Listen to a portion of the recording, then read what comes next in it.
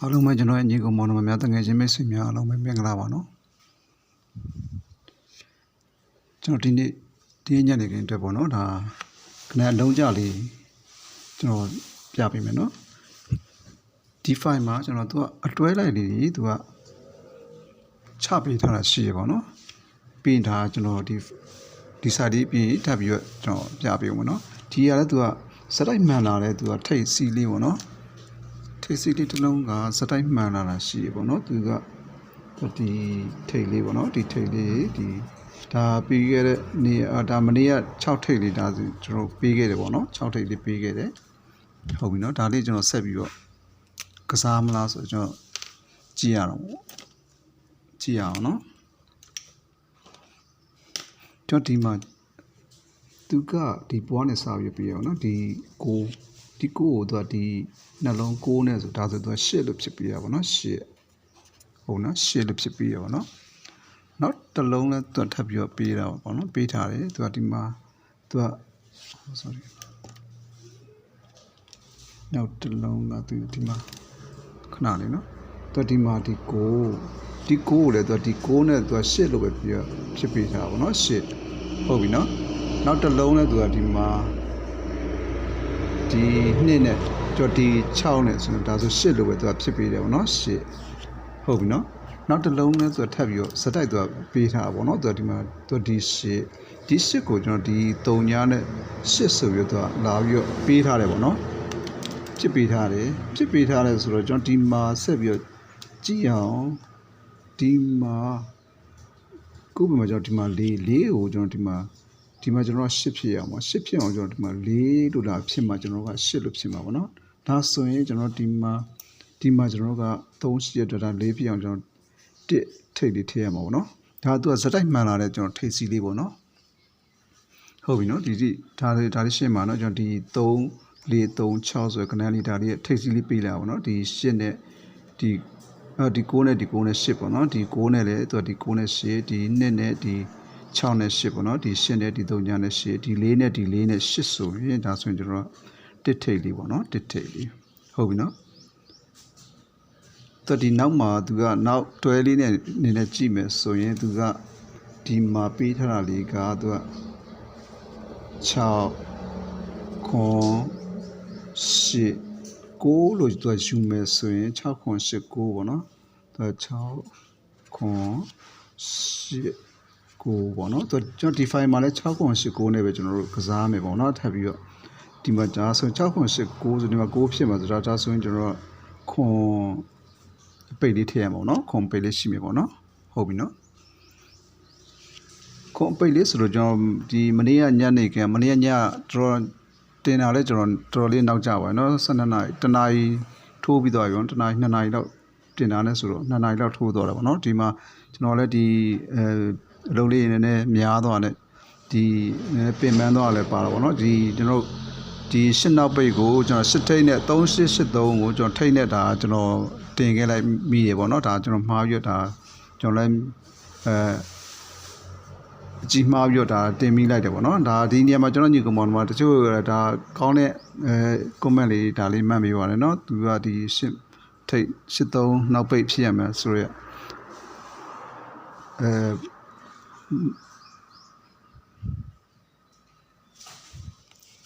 83နောက်ပိတ်နေဒါလေးပြန်ပြီးတော့တည့်ပေးကြတယ်ပေါ့နော်ဒါလေးမှားနေပါတယ်ဆိုပြီးတော့ကျွန်တော်တို့ဒါလေးကောင်းတဲ့ comment လေးဒါလေးမှတ်ပြီးပါတယ်နော်ဒါလေးကျေးဇူးတင်ပါတယ်နော်အားလုံးပဲအဲ့ဒါဆိုရင်သူကဒီအချို့ကြလဲဒီကနန်းလေးကိုမှတ်မိပြီးတော့ဒါ38နောက်ပိတ်လေးနဲ့ကစားတဲ့လူလေးဒါလေးရှိရပေါ့နော်ဟုတ်ပြီနော်အားလုံးကျေးဇူးတင်ပါတယ်ဒါဆိုရင်လည်းနော်အဲ့ဆိုဆက်ပြီးတော့ကျွန်တော်တို့သွားကြည့်လိုက်အောင်နော်ဘာထိတ်လေးရှီအောင်လဲဘာပိတ်လေးရှီအောင်လဲဆိုကျွန်တော်ဒီမှာသူကဒီမှာသူကထူးခြားတဲ့ကဏ္ဍလေးရှိရပါတော့ထူးခြားတဲ့ကဏ္ဍလေးရှိရကျွန်တော်ဒီမှာသူကဒီ6ရဲ့ကျွန်တော်ဒီ9စတဲ့ရင်းနဲ့6 9 5ခွန်ဆိုတဲ့ကဏ္ဍလေးကိုပြန်ပြီးတော့ဖြီထားတာပေါ့နော်ဒီမှာသူက6 9 5ခွန်ဆိုတော့ကဏ္ဍလေးပြန်ဖြီထားတာသူကဘယ်ကနေစဖြီလဲဆိုတော့ဒီနှလုံးနဲ့စဖြီတာပေါ့နော်ဒီ ဒီအဝါရောင်လေးနဲ့ချက်လိုက်ဒီနှလုံးဒီအတွဲလေးပေါ့နော်ဒီ4ခွန်3 4 6 1ပေါ့နော်ခုပြင်မှာကျွန်တော်ဘာကဏ္ဍလေးဖြစ်မလို့ကြည့်အောင်နော်သူကဒီမှာဒီ6ကိုဒီ6ကိုဒီ6လို့ဒီ3ညနဲ့9နဲ့ပေါ့နော်9ရဲ့ဒီခွန်ရဲ့6ဆိုပြီးဖြစ်ပြီးသားပေါ့နော်6ဒီ6ကိုဖြည့်ပြီးထားတာပေါ့နော်6ဟုတ်ပြီနော်နောက်တစ်လုံးနဲ့သူကဖြတ်ပြီးဖြည့်ပြီးထားတယ်ပေါ့နော်ဒီ9မ9လည်းသူကဒီ3လုံး9ဆိုပြီးတော့ပြန်ဖြည့်ပြီးထားတာပေါ့နော်ဟုတ်ပြီနော်ဖြည့်ပြီးထားတယ်9ဟုတ်ပြီနော်ကျွန်တော်နောက်ပိတ်လေးပြလိုက်မယ်ပြီးမှဒီထိပ်စီးလေးပြလိုက်မယ်နော်ဒီမှာဆက်ပြီးတော့ကျွန်တော်ကြည့်အောင်ဆက်ပြီးကြည့်အောင်ဆိုတော့ကာလာဒီမှာ6 9ပြီးတော့ကျွန်တော်9လာမယ်ပေါ့နော်9ကိုကျွန်တော်ဒီ4နဲ့ဒီတစ်ပိတ်လေးနဲ့9လို့ဖြစ်တာပေါ့နော်9ဟုတ်ပြီနော်9လို့ဖြစ်တယ်အဲ့ဆိုဆက်ပြီးကစားမယ်ဆိုတော့ကျွန်တော်ဒီမှာ6 9 5ခွန်ဖြစ်မှာနော်ဒီမှာကျွန်တော်ခွန်လာမယ်ဆိုရင်ကျွန်တော်ဒီမှာဒီတစ်ပေါ့နော်ဒီတစ်ကိုကျွန်တော်ဒီနောက်6နောက်ပိတ်လေးမှာကျွန်တော်ခွန်လို့ဖြစ်မှာပေါ့နော်ဟုတ်ပြီနော်6နောက်ပိတ်မှာကျွန်တော်ခွန်လို့ဖြစ်မှာပေါ့နော်အဲ့ဒါဆို6နောက်ပိတ်လေးပေါ့နော်အဲ့ဒါဆိုကောင်းပြီဒီအပိတ်ကိုလည်း6 9 5ခွန်နဲ့ကျွန်တော်ဖြီလာပြီးတော့ဖြီလာတယ်ဆိုရင်ဒီထိတ်ကိုလည်းကျွန်တော်6 9 5ခွန်နဲ့ပဲပြန်ပြီးတော့ဖြီရအောင်ပေါ့နော်6 9 5ခွန်နဲ့ပြန်ပြီးဖြီမယ်ဆိုတော့ကျွန်တော်ဒီမှာကြည့်အောင်သူကဒီထိတ်လေးပေါ့နော်ဒီထိတ်လေးပေါ့နော်ဒီမှာဘာထိတ်ဖြစ်မလဲကြည့်အောင်သူကဒီမှာလေဒီနှစ်နဲ့ဒီ6နဲ့ဆိုရင်sorry ဒီ4နဲ့ဆိုရင်ဒါဆို6လို့ဖြစ်တာပေါ့နော်6ဒီ6ပေါ့နော်6တလုံးဖြစ်သွားပြီပေါ့နော်6ပြီးကြတော့ဒီမှာဒီ6ရဲ့ဒီ3ရဲ့ဆိုရင်9 6 9ပေါ့နော်6 9ပေါ့နော်6 9ဒီ9ရဲ့ဒီ6ရဲ့ဆိုရင်5လို့ဖြစ်တယ်ပေါ့နော်ဒီ5ပေါ့နော်6 9 5ဟုတ်ပြီနော်6 9 5နောက်ဆုံးကဒီမှာခွန်ကျန်နေနော်ခွန်6 9 5ခွန်ဖြစ်ရမှာပေါ့နော်ဒီမှာ2ရဲ့ကျွန်တော်ဒီ5ထိပ်လေးပေါင်းထဲမှာကျွန်တော်6 9 5ခွန်ဖြစ်မှာပေါ့နော်6 9 5ခွန်ဟုတ်ပြီနော်6 9 5ခွန်ကိုကျွန်တော်ဒီပုံစံတိုင်းဖြည့်မယ်ဆိုရင်ပေးမယ်ဆိုရင်5ဆိုတဲ့ကဏ္ဍလေးဒါထည့်ရမှာပေါ့နော်6 9 5ခွန်နော်ဟုတ်ပြီနော်ဒီ6ကိုဒီ3လုံး6ဒီ3လုံး6တယ်ပေါ့နော်နောက်တစ်ခါဒီ9ကိုလည်းကျွန်တော်ဒီ3လုံး9ဒီ3လုံး9ပေါ့နော်နောက်တစ်ခါကျွန်တော်ဒီ9ဆိုလည်းကျွန်တော်ဒီ3လုံး9ဒီ3လုံး9ပေါ့နော်အဲဆို6တက်ဆိုတော့ကဏ္ဍလေးဒါပေးသွားတယ်ပေါ့နော်ချပြီးသွားတယ်နောက်တစ်ခါကျွန်တော်ဒီမှာ6 9 5ပြီးတော့ကျွန်တော်ခွန်လည်းကျွန်တော်ဒီမှာဒီ3လုံးခွန်ဒီ3လုံးခွန်ဖြစ်မယ်ဆိုရင်ဒါဆိုရင်ကျွန်တော်5 6ဆိုတဲ့ညီကိုကဏ္ဍလေးဖြစ်မှာเนาะဒါဆိုရင်မနေ့ညီကိုညညီကိုပေါ့เนาะညီကိုလေးတွေဒါလေးဟုတ်ပြီเนาะဒါလေးကြိုက်တော့ဒီဟာလေးတော်တော်လေးဒါတက်ရတဲ့ကဏ္ဍလေးဖြစ်မှာပေါ့เนาะဒါလေးက5ထိပ်ဒါသူကရှိုက်နေပြီဆိုရင်6ပိတ်ကတော့ဒါကသေချာလောက်တဲ့အနေထားရှိရပေါ့เนาะဟုတ်ပြီအဲ့ဒါဆိုကျွန်တော်ဒီမှာစုံကဏ္ဍလေးပေါ့ဒီလိုပဲကျွန်တော်ကြာလာတဲ့စုံကဏ္ဍလေးကိုသွားကြည့်အောင်အဲ့စုံကဏ္ဍလေးမကြည့်ခင်ဒီမှာထိပ်စီလေးတစ်လုံးကိုကျွန်တော်ထပ်ပြီးတော့ပြအောင်မထိပ်စီလေးတစ်လုံးကကြံသွားမှဆိုလို့ကျွန်တော်ကအမြင်နဲ့တွေ့ရအကုန်ကျွန်တော်ဆရာစားမချန်ကျွန်တော်ကုန်ချပြပေးတာပေါ့နော်ဒီမှာကျွန်တော်ကြည့်အောင်သူကဒီချုပ်ကွက်လေးနဲ့လာတာပေါ့နော်နှစ်ထပ်ချုပ်ထားတာရှိရဲသူကဒီမှာဒီ4ပေါ့နော်ဒီ4ပေါ့နော်4ပြီးရင်သူက4 3 ဟုတ်ပြီနော်4 3တော့ဒီမှာ2ဆိုလာပါ4 3 2ပေါ့နော်ကျွန်တော်ဒီမှာ4 3 2 1ထီအောင်ကျွန်တော်လာမယ်ဆိုရင်ကျွန်တော်4 3 2 1ဆိုရင်ကျွန်တော်ဒီမှာ4ရှိရတဲ့ဒါဆိုရင်ကျွန်တော်6ထိပ်ဖြစ်သွားမှာပေါ့နော်6ထိပ်ဟုတ်ပြီနော်6ထိပ်4ဒီ4ပေါ့နော်4ဒီ3เนาะကျွန်တော်ဒီ2ပေါ့နော်ဒီ1 sorry 4 3 2 1ဆိုတော့ဒါခွန်ဖြစ်ရမှာเนาะကျွန်တော်လည်းဒီမှာပေါင်းလာတယ်မှာ sorry ခွန်ဖြစ်ရမှာ4 3 2 1ဆိုတော့ခွန်ဖြစ်ရမှာဒီနေ့မှာခွန်ထိပ်ဖြစ်သွားမှာเนาะခွန်ထိပ် ဟုတ်ပြီနော်အဲ့ဒါဆိုရင်ကျွန်တော်ဒီမှာဆက်ပြီးတော့ရှေ့အချုပ်ကွက် line လေးချုပ်ကွက်ဒီ site လေးတော့ကြည့်အောင်နော်ချုပ်ကွက် site လေးကျွန်တော်ဒီမှာပေါ့ရောက်ပြီနော်ဒီမှာ okay ဒီမှာကြည့်အောင်သူကလည်းဒီတော်လေးတက်ရက်တယ်ခင်ဗျာဒီတစုံပေးထားတာပေါ့နော်ဒီမှာကျွန်တော်ဒီမှာဒီအပေါ်ကဒီ break ကတော့သွားပြီးညီမယ်အနေထားရှိရပေါ့နော် break ကဒီအပေါ်ကဒီ9-6နဲ့သွားပြီးတော့ခဏတော့အလုံးကြတော့မတူဘူးဒါပေမဲ့ break ကတော့သွားပြီးတော့တူနေတဲ့အနေထားရှိရเนาะဒီမှာကြည့်ရအောင်ဆိုတော့ကျွန်တော်ဒီမှ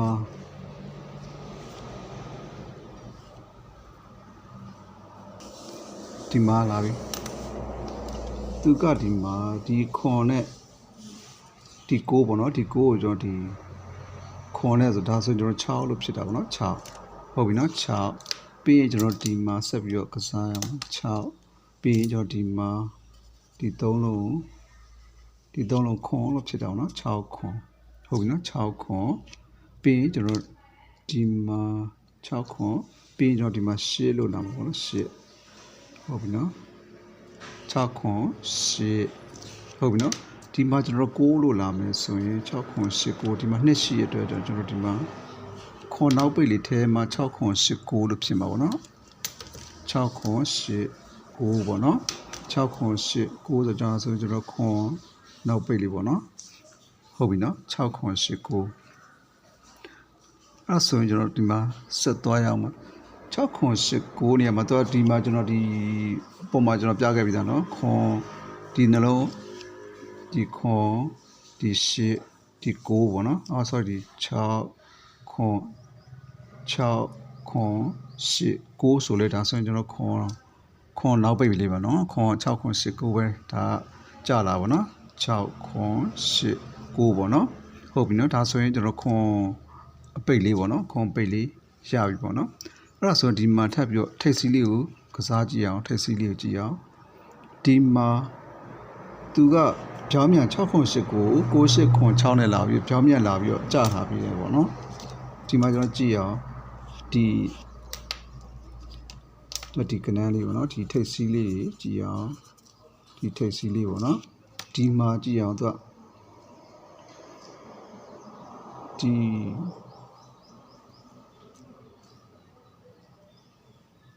ီ3လုံးကျွန်တော်6လို့ဖြစ်တာเนาะ6ဟုတ်ပြီเนาะ6လို့ဖြစ်တယ်ပေါ့เนาะ6ကျွန်တော်ကာလာပဲရှိတော့6ဆိုကျွန်တော်ဒီအပြာနဲ့ထည့်လိုက်မယ်6ဒီ3လုံး8လို့ဖြစ်တာပေါ့เนาะ8 98ပေါ့เนาะ98เนาะဒါဒီမှာကျွန်တော်ဒီ define နဲ့ပြလိုက်တယ်ဆိုတာဒီမှာဒီသူကတွဲရလေးမို့လို့ပါเนาะတွဲရလေးမို့လို့6ခွန်98ပြီးရင်ကျွန်တော်ဒီမှာခွန်လို့ရိုက်မှာပေါ့နော်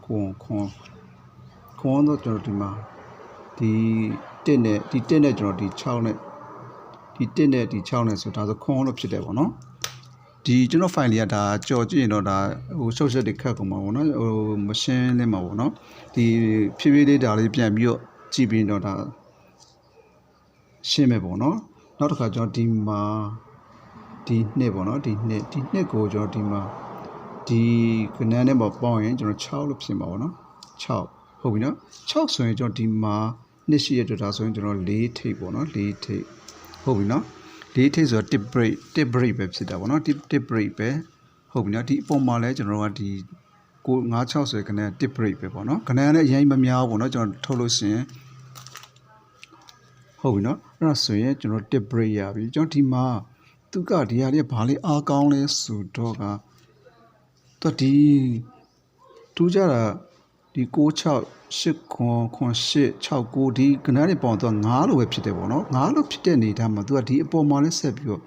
ဒီ9လို့ပဲသူကဖြစ်ထားတာသူက break လေးအနေနဲ့ဒါပေးထားတဲ့ပုံစံမျိုးလေးပေါ့နော် break အနေနဲ့ပေးထားတာရှိပေါ့နော်ဒီပေးထားတဲ့ပုံစံမျိုးဒီမှာလဲသူကဒီ9ဖြစ်ထားတယ်ပေါ့နော်ဒီဘက်မှာကျွန်တော်တို့ကဘာဖြစ်လဲဆိုတော့ကဒီ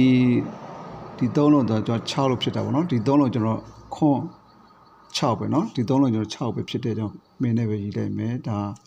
တော့သဘောနမူနာပြတာပေါ့နော်ဒီ break အနေနဲ့လည်းဒါပေးထားတယ်ဆိုရအနေတော့ပြတာပေါ့နော်ကျွန်တော်ဒီမှာဒီကနန်း3လုံးဒါဆို6လို့ပဲဖြစ်တယ်ပေါ့နော်ဒီ6ဒါဆိုကျွန်တော်ဒီဘက်မှာ6ဖြစ်ရမှာပေါ့နော်6ဖြစ်ရမှာဆိုတော့ကျွန်တော်ဒီမှာဒီကနန်းနဲ့ဒီ6နဲ့ဒီ3နဲ့6လို့ပဲလာဖြစ်ပြီးထားပါတော့ဟုတ်ပြီနော်ဒါလေးရှင်းပါနော်ကျွန်တော်ဆိုလိုချင်တာဒီကနန်းနှစ်ခုပေါင်းရင်သူက9လို့ပဲဖြစ်ထားလေနော်9 6ခွန်8 9 8ခွန်6နဲ့သူကဖြစ်ပြီးထားလေဒီဖြစ်ပြီးထားအနေထားမှာဒီမှာ6လို့ပဲခံပြီးဒီမှာလည်း6လို့ပဲခံတယ်ပေါ့နော်ဒီနှလုံးပေါင်း9လို့ပဲသူကဖြစ်ပြီးထားတယ်ပေါ့နော်ဒါဆိုသူက break အနေနဲ့ဒါဆက်ပြီးတော့ပေးထားတဲ့အနေထားပေါ့နော် break အနေနဲ့လည်းပေးထားတယ်ကနန်းအလုံးကြလည်းဒါနေရာလေးခွဲပြီးတော့ပေးထားတယ်ဆိုတဲ့ပုံစံမျိုးလေးပေါ့နော်ဟုတ်ပြီနော်ဒါလေးကျွန်တော်ဒါလေးရှင်းပြတာဒါနားလည်မလားမသိဘူးနော်ဟုတ်ပြီနော်ဒါကျွန်တော်ဒီတိုင်းကြည့်ရင်တော့ကြော်ပြီးကြည့်ရင်တော့ဒါကျွမ်းညီကောင်မောင်နှမတွေနားလဲချင်မှနားလဲမယ်ပေါ့နော်ကျွန်တော်လည်းဒီတက်နိုင်တဲ့လောက်လေးတော့ရှင်းလင်းအောင်ဒါတေချာလေးရာကာလာလေးတော့ခွဲပြီးတော့ရှင်းပြထားပါရနော်ဟုတ်ပြီနော်အဲ့ဒါဆိုရင်ကျွန်တော်ဒီမှာကနန်းလေးကြီးစီပြီးတော့ရေးကြည့်အောင်နော်ဒီမနေ့တော့ဒါမမားတော့ပါဘူးကျွန်တော်ဒီညတော့ကျွန်တော်လည်းတင်ကျင်စောကြည့်ပြီးတော့အချင်မူလို့နဲ့ဒါလည်းပြင်ပန်းပြီးတော့ဒါလေးမျက်စိမှောက်သွားတော့ပေါ့နော်ဒီမှာကျွန်တော်ကြည့်ရအောင်ထိတ်ကကျွန်တော်တို့ဘာရှိမလဲဆိုတော့ကျွန်တော်ဒီမှာတစ်ထိတ်ရှိမယ်ပေါ့နော်ဒီမှာတစ်ထိတ်ရှိမယ်တလုံးချင်းရေးလိုက်မယ်တစ်ထိတ်ရှိမယ်ဒီမှာ9ထိတ်ရှိမယ်ပေါ့နော်9ထိတ်ရှိမယ်ဒီမှာအပိတ်ကကျတော့ခွန်ပိတ်ရှိမယ်6ပိတ်ရှိမယ်ပေါ့နော်ခွန်ပိတ်ရှိမယ်6ပိတ်ရှိမယ်ဒီမှာကခွန်ထိတ်ဒီမှာခွန်ထိတ်ရှိဦးမယ်နော်ခွန်ထိတ်လေးထည့်လိုက်မယ်ဟုတ်ပြီနော်ခွန်ထိတ်ထည့်မယ်ပေါ့နော်ဒီမှာက4ထိတ်ခွန်ပိတ်ရှိမယ်ပေါ့နော်ဒါတလုံးချင်းလည်းသူကကြိုက်လဲကြားနိုင်တယ်ပေါ့နော်4ထိတ်ခွန်ပိတ်ပေါ့နော်4ထိတ်ခွန်ပိတ်ပေါ့နော်ခဏလေးရိုင်းမများပါဘူးနော်သူကခွန်ပိတ်က2ခါရှိသွားတာဆိုတော့ဒါဆိုတလုံးပဲဒါယူရမယ်ပေါ့နော်တလုံးပဲကစားမှာပေါ့နော်ဒါဆိုရင်တော့ဒါခဏနဲ့အရင်မများပါဘူးနော်ဟုတ်ပြီနော်အဲ့ဒါဆိုရင်ကျွန်တော်ဒီမှာခဏလေးတွေရေးပြမယ်နော်ခဏလေးရေးမယ်ဆိုတော့ဒါလေးက lucky color လေးနဲ့ရေးလိုက်မယ်1ခွန်1 6ပေါ့နော်1ခွန်ရှိမယ်1 6ရှိမယ်5ခွန်ရှိမယ်ပေါ့နော်5ခွန်ရှိမယ်5 6ရှိမယ်ခွန်ရှိမယ်ခွန်6ရှိမယ်ပေါ့နော်4ခွန်4 6ပေါ့နော်ဒီကနန်းလေးရှိမယ်ပေါ့နော်ဒါမှုံသွားတယ်ဟိုကာလာတိတ်ထင်တော့4ခွန်4 6ပေါ့နော်ဒီကနန်းလေးရှိမယ်နော်ဒါကျွန်တော်ညီကောင်မောင်မတွေကျန်နေတဲ့ရင်တော့သုံးပြီပေါ့နော်ဒီ9 6နဲ့4ခွန်ကတော့ဒါလေးအားကောင်းတယ်ပေါ့နော်သူက break အနေနဲ့လည်းဒါပေးသွားနိုင်တယ်ပေါ့နော် break အနေနဲ့လည်းပေးသွားနိုင်တယ်ဟုတ်ပြီနော်ဒီ9 6ရှိမယ်4ခွန်ရှိမယ်ပေါ့နော်ဒါလေးတွေဟုတ်ပြီနော်ဒါဆိုကျွန်တော်ညီကောင်မောင်မအနေနဲ့ရပါပြီနော်သူဒီကနေမှဒီကျန်တဲ့ဒီကနန်းလေးပဲသုံးပြပေါ့နော်ဒါမှမဟုတ်မီဒီယိုရဲ့ကျန်တဲ့